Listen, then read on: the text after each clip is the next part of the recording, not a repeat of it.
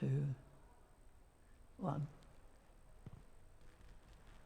Well, good afternoon, everyone. Thank you for coming, and welcome to all the people who'll be watching on the YouTube.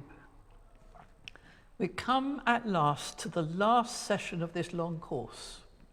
We finished the story of the Bible last time with the peak, the pinnacle of theology in the prologue of St. John's Gospel.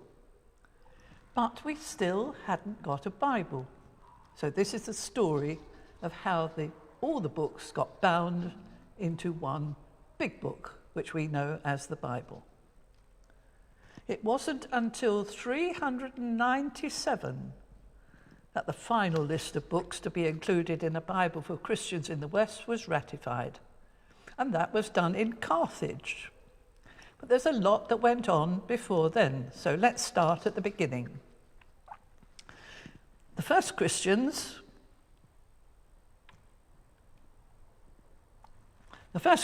were Jews who valued their traditional scriptures not only because it was normal when they attended the synagogues, but also because Jesus had used them. He'd learned from them and sung the Psalms.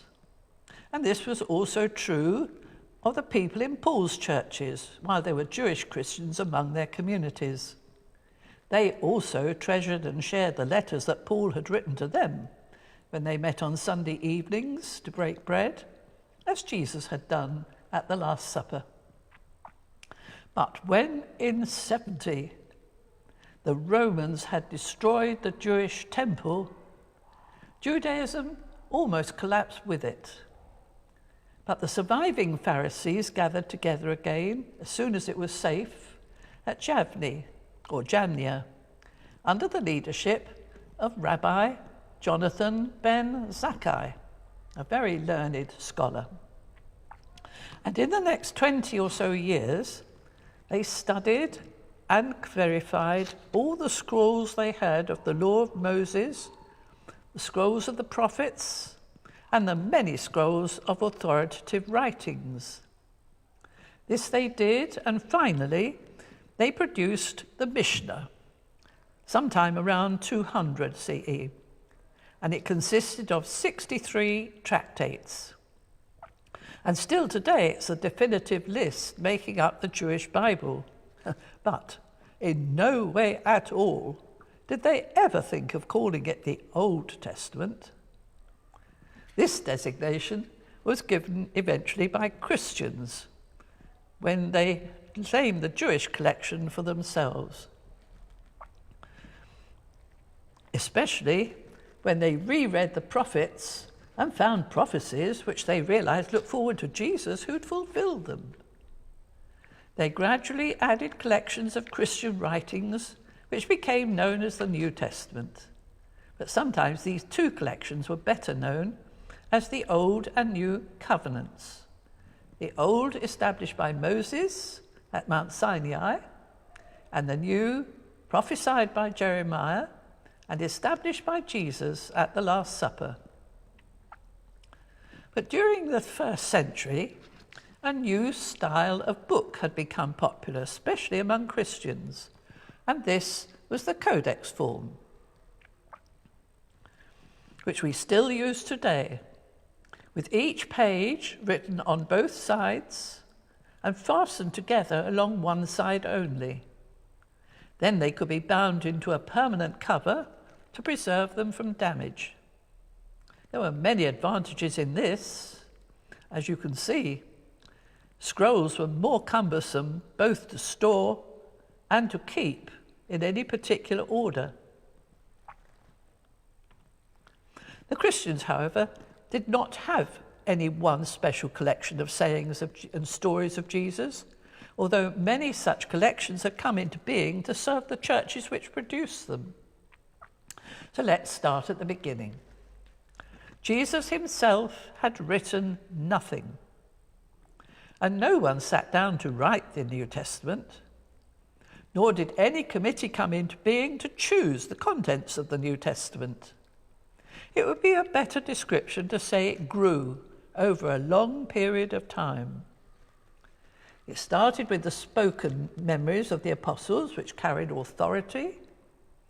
And in any case, there was no need for written memories, for everyone expected the whole world would soon be coming to an end. That possibly the first writings were just lists, collections of sayings of Jesus for use by the early missionaries as well as the 12. But soon, various people were producing collections of their own memories of the events and stories of Jesus. They contain many variations, however, and some of them have survived were indeed somewhat questionable. In the meantime, it was obvious that the churches which had received precious letters that Paul had written were copying and sharing them with each other.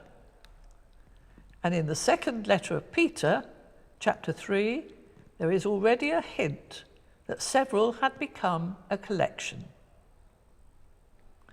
The authority of Paul was even beginning to give the lectors scriptural status. Authority was the key issue all along. And in the end, for the Western Catholic churches, 27 books only were eventually canonized to become an unchangeable New Testament. Several books, however, which had been on the fringe of acceptance were absorbed into the collection of the Orthodox churches of the East. So their list is different from the Western one, but we shall follow the Western trail. In the early years of the 2nd century, Bishop Ignatius, the second Bishop of Antioch, who wrote 7 letters on his way to Rome, he wrote them to the churches in Turkey while he was in transit to be thrown to the lions in Rome. Do you remember his story? Delightful picture there. He was one of the first martyrs to be thrown to the lions in Rome. All his references to the authoritative words of Jesus came from Matthew's Gospel, which had come into being in his city of Antioch, and it was already quickly becoming reliable and of great importance. But even the word gospel was growing in meaning over time. First it meant only the words spoken by Jesus himself, and then it included the news about Jesus remembered by the apostles. Next, it expanded again to describe the written account produced by and for a church community. And finally, when only 4 were accepted as authoritative, the word gospel was used to describe that definitive collection. And in the words of Justin Martyr, a Palestinian Christian Jew living in Rome in the middle of the 2nd century, he quote, "These memoirs of the apostles are called gospels, and they are read in church along with the composition of the prophets." And then disaster struck. Contemporary with Justin Martyr, a man called Tatian introduced his Diatessaron. There's a copy because it still exists.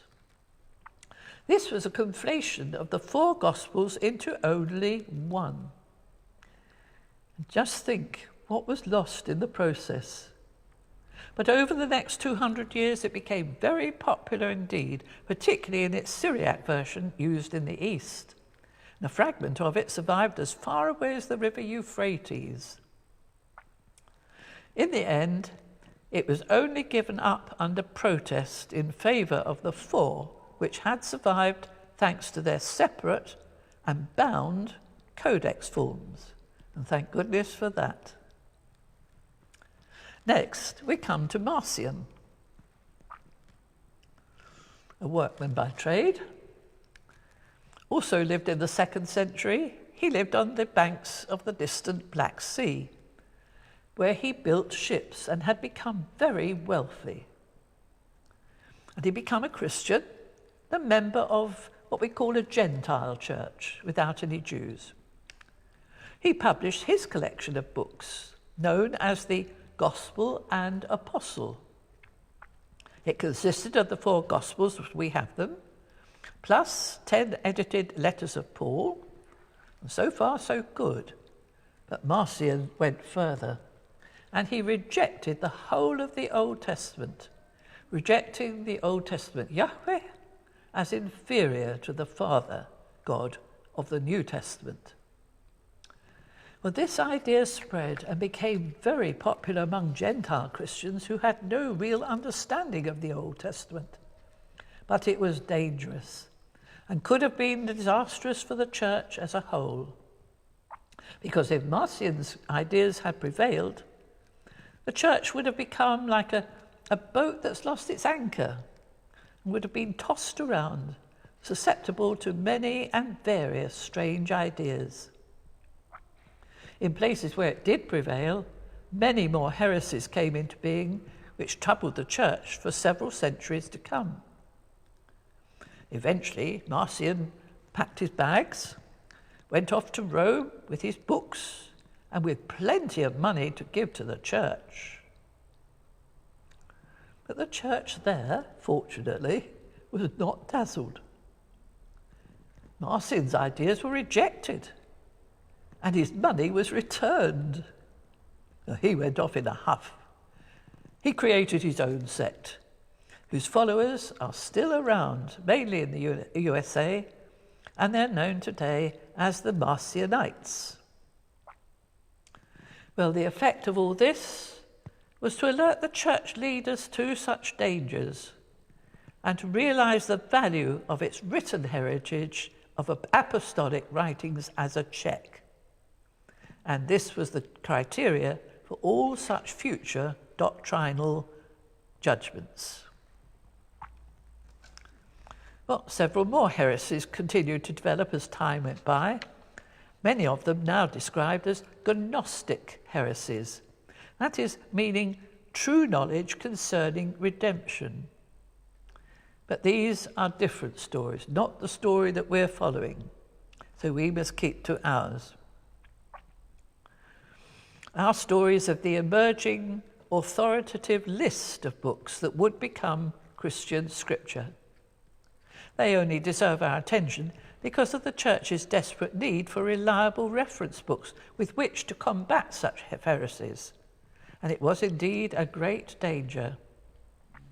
An early Gnostic heretic was Valentinus, a very wealthy Egyptian who went to Rome and hoped to be elected as the Pope on account of his intellectual force and eloquence. Fortunately, he was not elected and he left. Sorry, we're not there yet.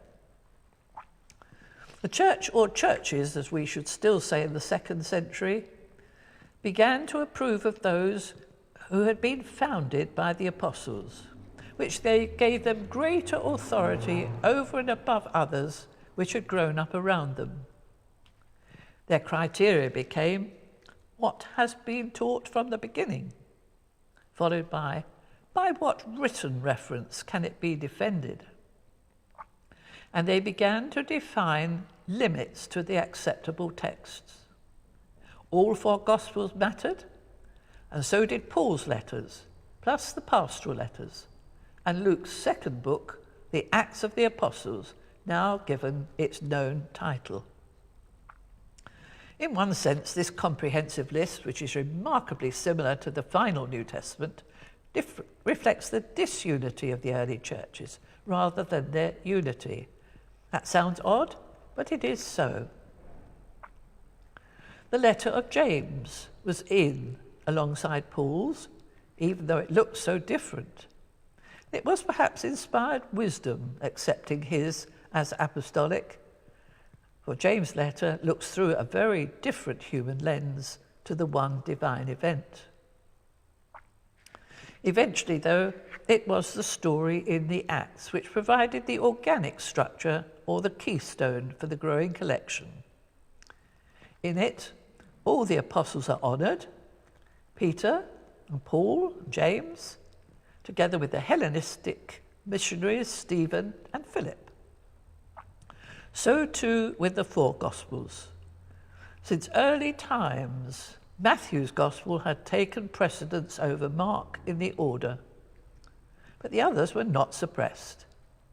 Each Gospel was treasured by the community which had produced it, but then they found that their own was enriched by the others. This coming together and sharing each other's traditions had another effect. They were all proud of their own apostolic founders, but then found that they could claim the authority of others as well. So Corinth began to claim both Paul and Peter as its founders, in spite of the fact that Paul would have turned in his grave. And Rome began to claim both Peter and Paul as their founders, which they certainly were not. And Rome, of course, continues to do so until this day. By the end of the 2nd century, there was a list of authoritative books, and it was known as the Muratorian Fragment. There's a picture of it written in Greek, and it's known as the Muratorian Fragment after the librarian who found a copy of it in 1740.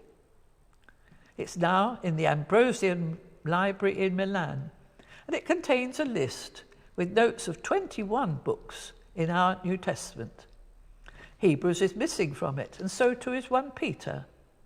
But the popular Shepherd of Hermas was omitted because it had not been written in the 1st century, and therefore could not possibly have been truly apostolic. Academic discussions continued for many years in spite of periodic waves of persecution in the Roman era.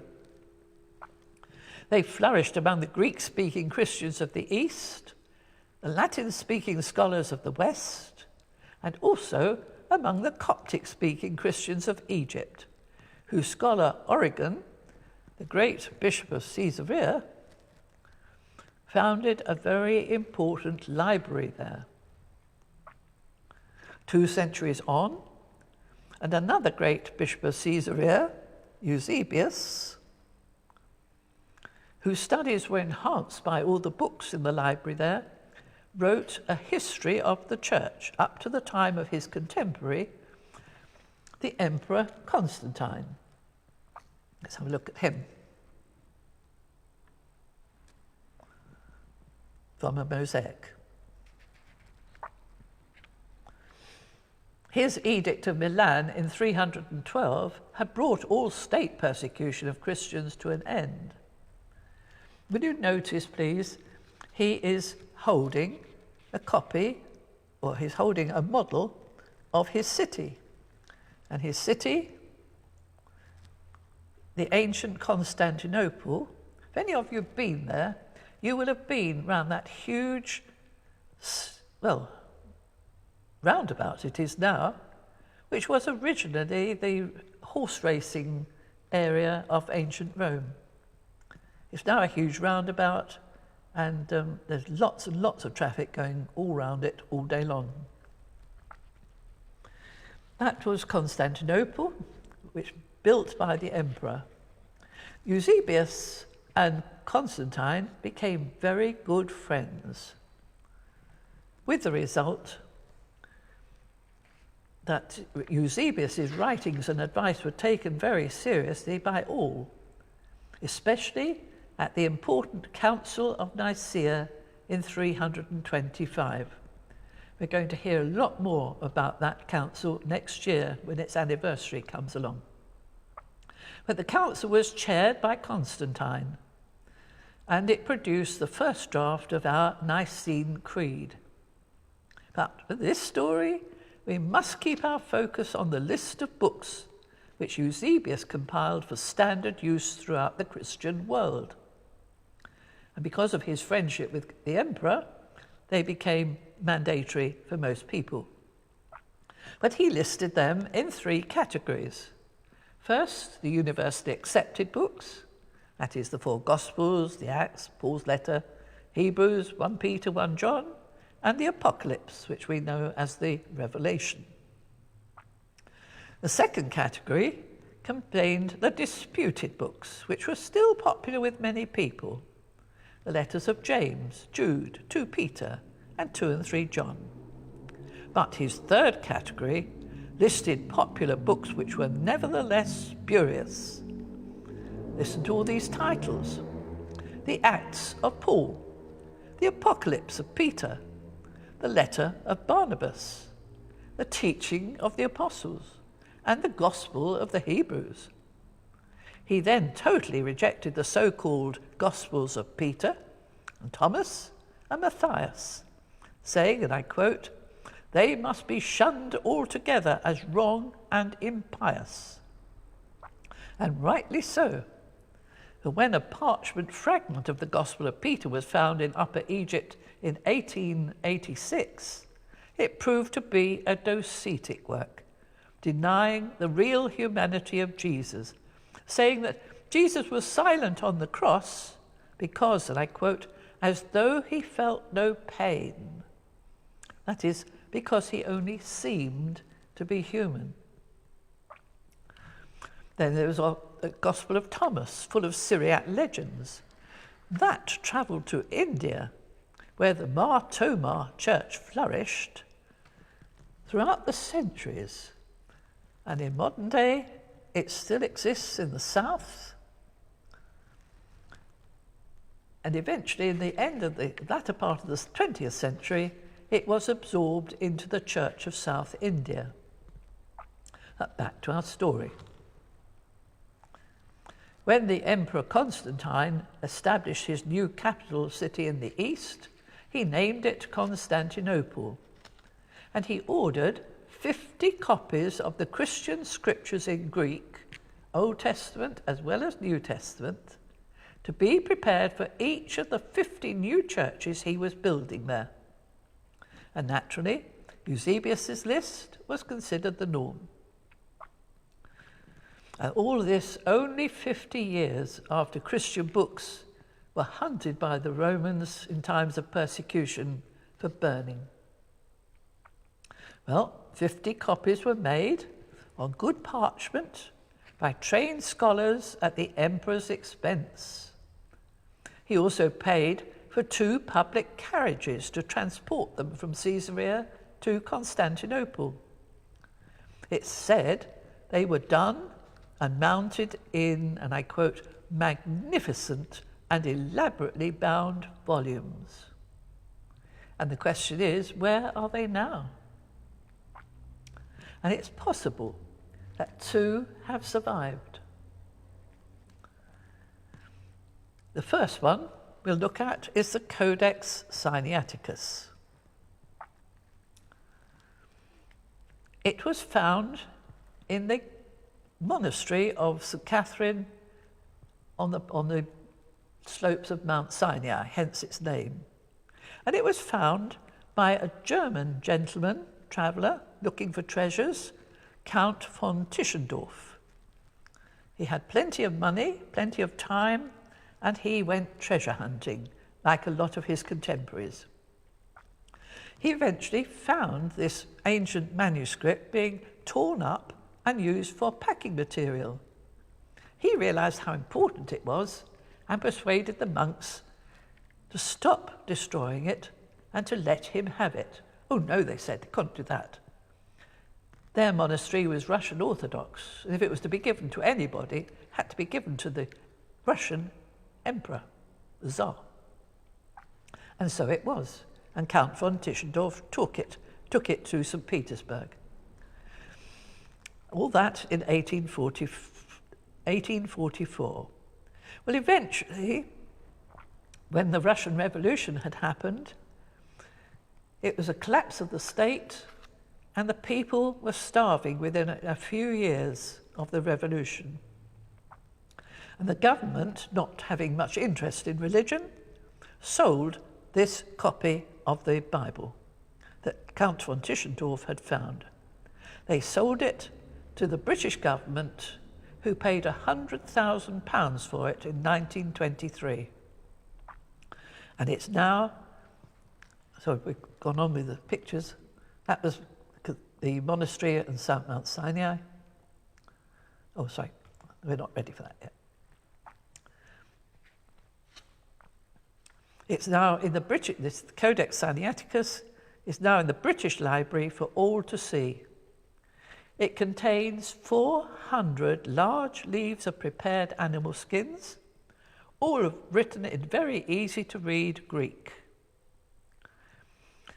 The first half of the Old Testament is missing, got lost, but the rest includes the books we now call the Apocrypha.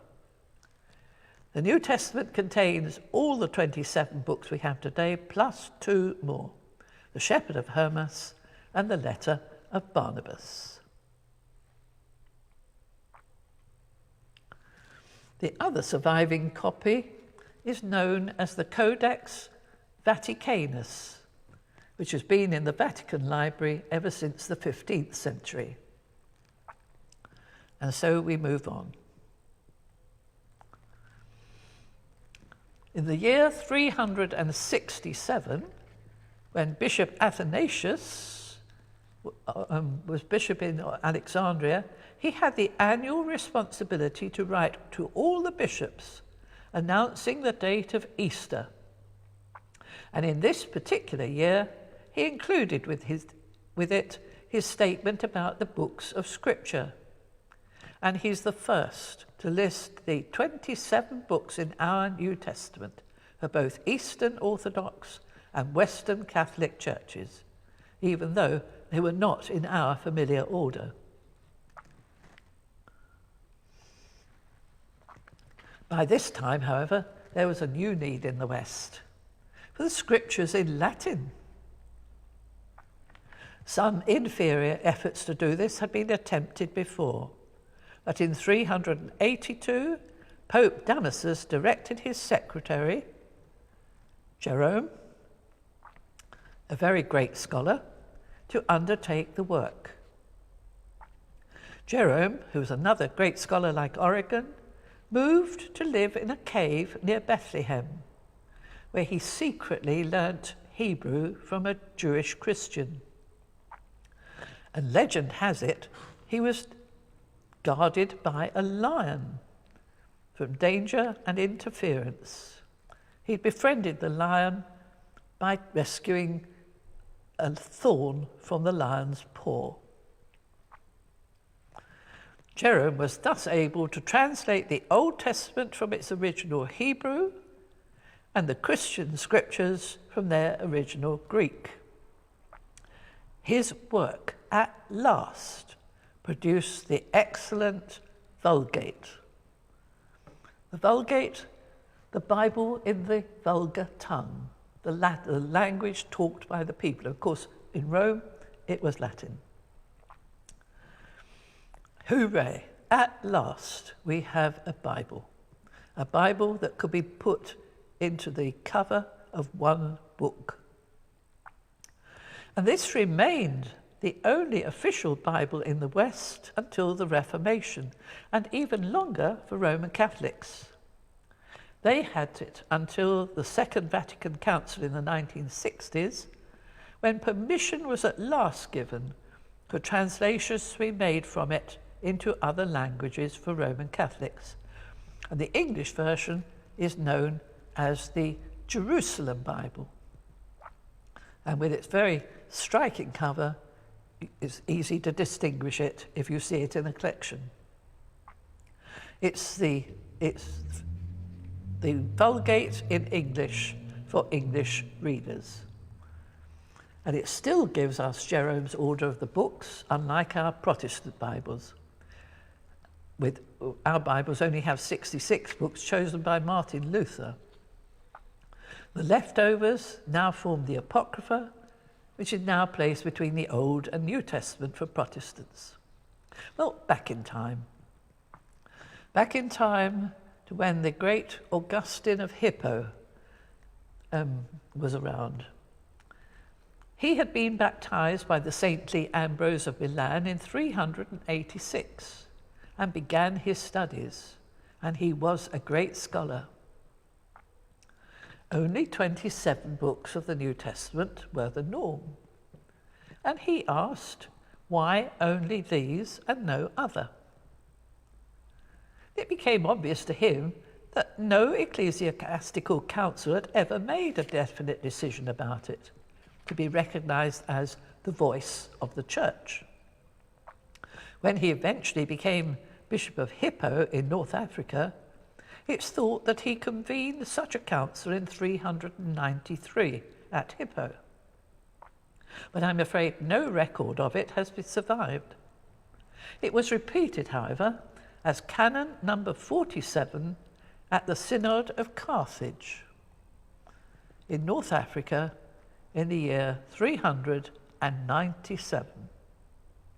It listed the 27 books of the New Testament in our present order to be used in connection with the established Old Testament. And so at last we have the Bible.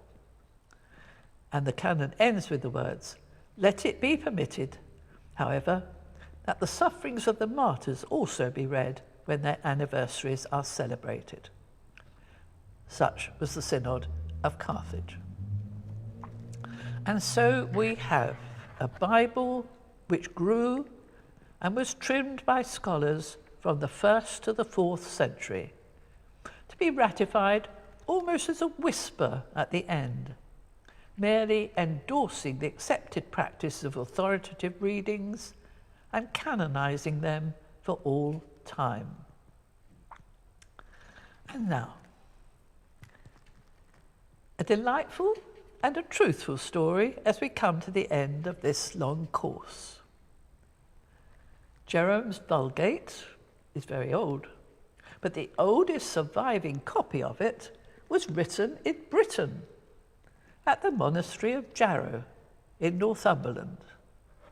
And if you go there today, you'll see this church with its very, very ancient tower, and in the interior, a very, very Celtic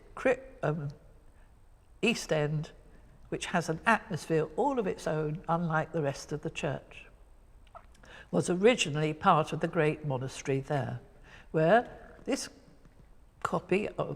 had a copy of the Vulgate, and during the time, the copy was written at Jarrow in Northumberland during the time of the Venerable Bede, who may well have copied some of the pages himself. It is huge. It weighs over 75 pounds, that's more than half a hundredweight. It's made of 1,040 leaves of strong, smooth vellum, made from at least 515 cattle. And when, in the year 692, the abbot Culfrith decided to make 3 copies of this Bible at his monastery, his first task, well, can you guess? Was to buy more pasture land for the large herd of cattle he needed for the vellum. Now, how long do you think it would have taken? How long would it take you to copy out the whole of the Bible and the Apocrypha in your longhand writing? Long time? Well, when the long task was eventually completed, the abbot decided to take 1 copy to Rome. It was going to go to Rome as a gift for the Pope. There it is, bound as a codex. See how huge it is? The picture beside it is the frontispiece picture. It put people off a long time ago. They didn't think it was coming from Jarrow when it was first discovered, because the picture is almost Eastern in its decoration. But never mind, that's another story. The copy then went on its travels to Italy, on its way to Rome. A gift for the Pope, wow. Except it didn't get there. The abbot died on the way in northern Italy, and the book was never delivered. lost in the post, as we would say.